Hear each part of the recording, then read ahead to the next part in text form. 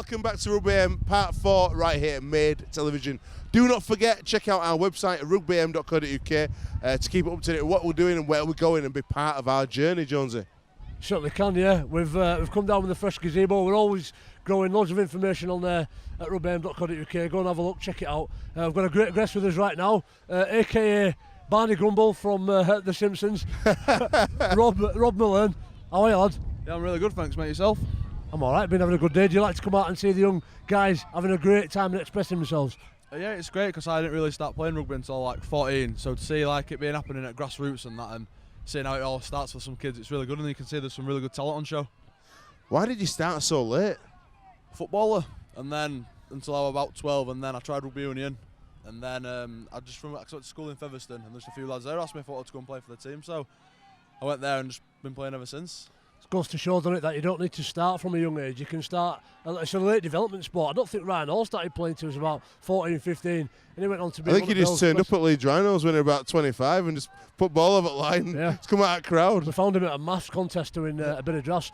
What did you do when you was a young kid? Were you was academic as well? Because your dad was a sergeant major, wasn't he? Yeah, he was. He was a paratrooper, and I was quite academic. I was quite smart, but like story, a lot of like kids when I was getting towards the end of exams, I was a bit like kind of didn't do as well as I should, even though.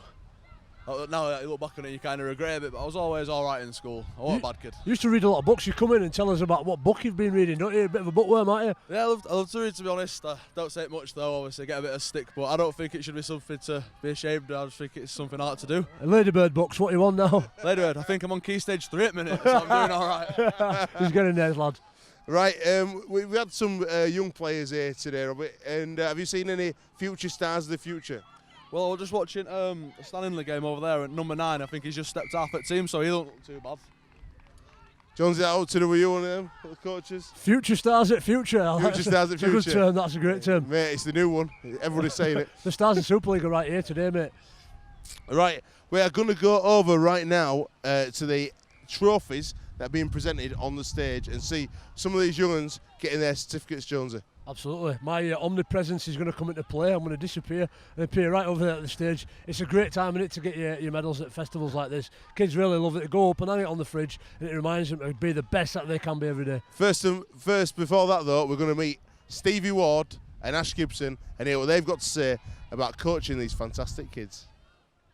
Did you enjoy the coaching session with the kids? Have we got some potential superstars on show or what? Yeah, some kids say try their hardest and that's what you want.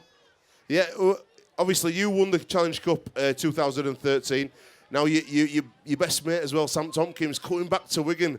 Do you fancy your chances when he gets back on these shores? Yeah, it's good to see him back. You know, he's been missed, but yeah, if he can do what he did when he left, it'd be good for the club. We were chatting a bit earlier, weren't we, that New Zealand Warriors might not make the 8, and that means he could potentially leave early. Is there any chance we might see him pop up for back end of Wigan this year? I don't know. He said Matty Bowen's done an exceptional job at the club, so yeah, that's true. I don't know if I'd say you never know what Ian Lanigan can do. Now, Zach Hardacre is a really good mate of yours, right? I don't want to put you on the spot, but fullback for England. Is it Sam or Zach here? What do you reckon? It's a good competition. That's what you want. You want a healthy competition, so whoever's the best out of them two should get the nod. But yeah, Zach's been performing really well this year. Very diplomatic answer. Right, well, Josh is, as Jonesy alluded to before, he's been coming and supporting us. Now, you remember back when we first started, do you remember coming to my shed in my garden where it all kicked off? Yeah. We've even got our very own gazebo now. We're going up in the wall. What do you reckon, Josh? It's getting better and better. It's getting better slowly but surely, mate. We've pulled it out of trees twice today. Is it going all over? We learn something new every time. What we've learned today is that we need to anchor it down. That's why my brother there, looking like the Almighty 2,000 years ago, he's holding on to it for dear life. Now, we've got a little trophy today because last year we did some awards and Josh couldn't come over and get his award. So, will everybody please make loads of noise because Josh Charnley won our Best Guest competition on the radio last year. So please make some noise for Josh Charnley. 2014 Best Guest Rugby, the biggest supporter. He's back today supporting the kids. Josh, good luck for the rest of the season. Jonesy, not too much good luck. I reckon who reckons it's going to be Wigan Leeds grand final? You reckon Wigan Leeds? Who's going to win? It would be a good one, wouldn't it? Because we've played Saints, we've done the Warrington, we've been in Bradford, never played Wigan. not since '98, I think, when they first went in that grand final in the final. So that'd be quite exciting. Jonesy, I know you're scared of John Bateman. What is it about Wigan that make them such a good team? They're just the tenacity. If they have a bad game, they're like 7 out of 10. If they have a good game, they're 9 out of 10. They never go any different between them two. And I think what Josh will probably tell you is that they perform consistently. And there's always a moment in a game when Wigan have their say, and they're very, very aggressive. There's a few that don't know how to tackle below eyebrows. Not you, Josh. Bateman. But it's always tough when you play Wigan. You wake up next day, you've got your face smashed to bits, and they've got some really skillful players. Josh, we're looking forward as well for you putting on an England shirt for the end of the season against New Zealand. What kind of a test are you expecting against those boys coming over to these shores?